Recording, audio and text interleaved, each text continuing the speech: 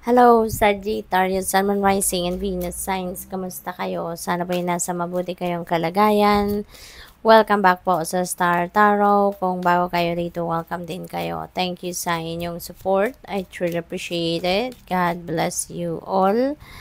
Sagittarius, you are never alone. Believe, magtiwala ka. Okay? Maniwala ka at magtiwala ka na hindi ka nag-iisa.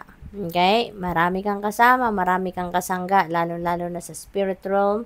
Nandiyan yung Panginoon, nandiyan yung mga angels, yung spirit guides ninyo, yung ancestors ninyo, yung loved ones ninyo na nagpasa na on the other side. They are always there for you.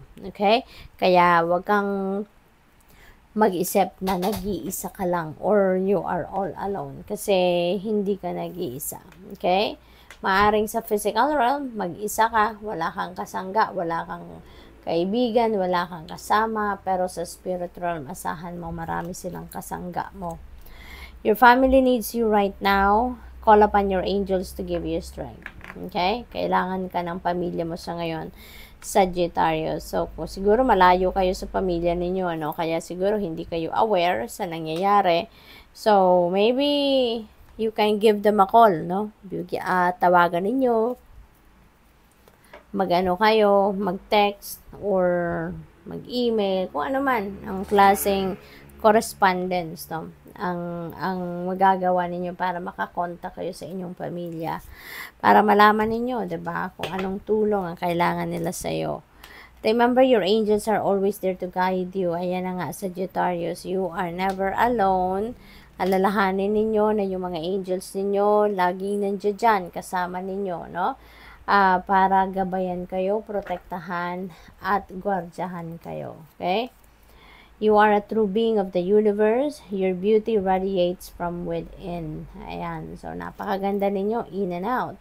Sagittarius. At kung ano man yung inner beauty ninyo rito, maaring will be on display sa ngayon. Kaya your beauty, no? Radiates from within you. Kasi maaring yung kagandahan loob ninyo, yung kindness ninyo, yung compassion ninyo, ay will be on display sa ngayon. What else? We have Angel of Integrity nandito with the Justice energy. So, balance, no? Will be back in your life. Magsisimula na maging maayos ang buhay ninyo. Magsisimula ng bumalik, sa tamang kalagyan ng mga bagay-bagay sa buhay ninyo. At saka, kung meron man kayo ritong ipinaglalaban, sa korte, kung meron man, makakaasa kayo na pagdating ng desisyon ng korte, that will be in your favor. Kasi kapag pumasok si Justice Energy, sa reading, yan ang pinapangako niya. So, things are going to be back in order na, Sagittarius. That's gonna start very soon. What else? We have 3 of Swords at saka 4 of Swords. Ayan. So, yung 3 of Swords na to, meron kayong pinagdaan ng heartache rito. Merong heartache, merong heartbreak. You know what? Maaring maaring ito yung ipinaglalaban ninyo sa korte. Maaring yung heartache na yan, linked, sa annulment, linked sa divorce, maaring sa person ninyo ito, sa asawa ninyo, baka yung away na yan nag-escalate hanggang sa mauwi sa hiwalayan talaga. At talagang siguro malalim, malalim ang heartache na nangyari dito. So, maaring yun. Maaring related talaga yan dito sa justice. Baka nakarating na to sa korte nga, At nagpo-process na siguro kayo ng annulment or divorce.